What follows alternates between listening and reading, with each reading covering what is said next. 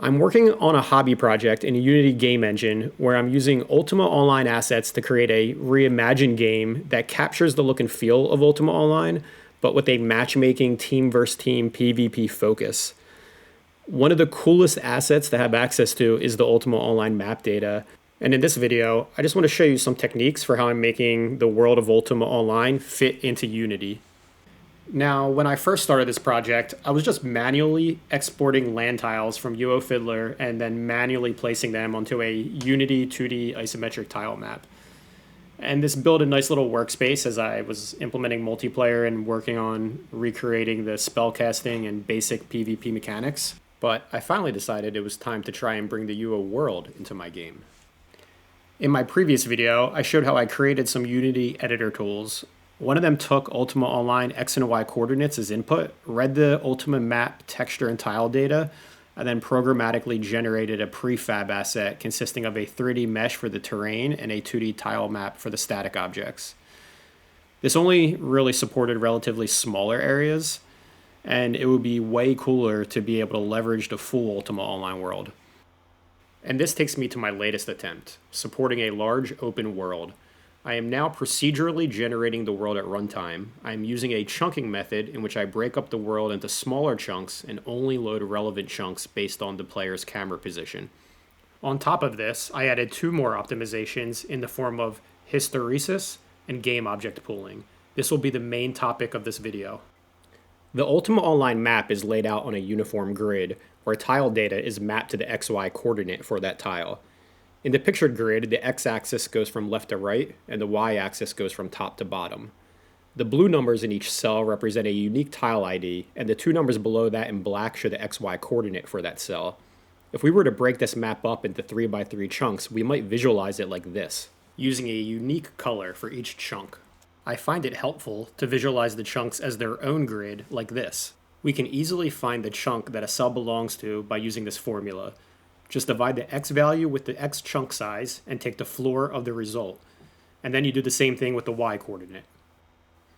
As an example, let's take cell 43. X equals 1. 1 divided by 3 is 0.333 repeating. You take the floor of that and you get 0. Y equals 7.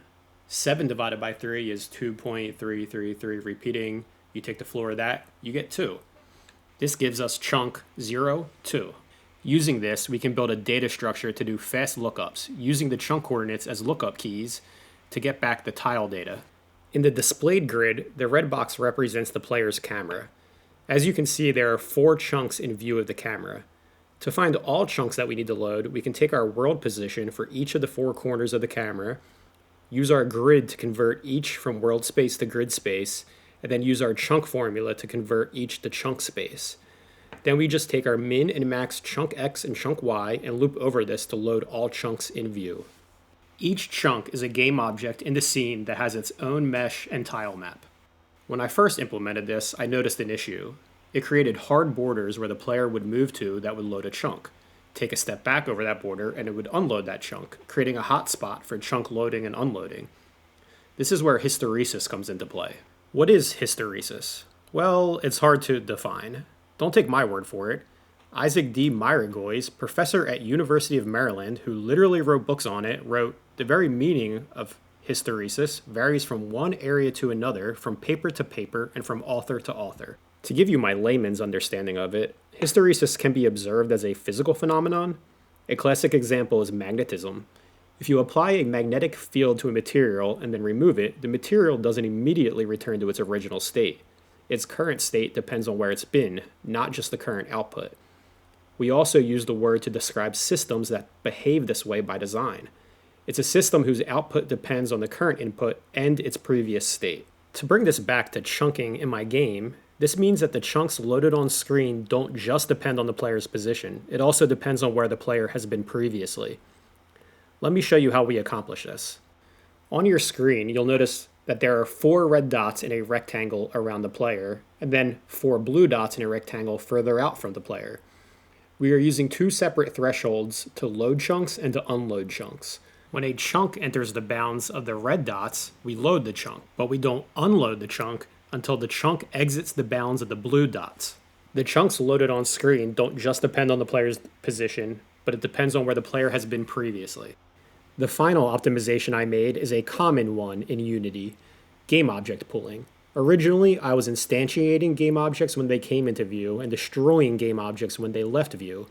Performance became much better when I kept a pool of game objects in the scene to use for the chunks and reuse game objects, just updating the mesh and tile map when needed.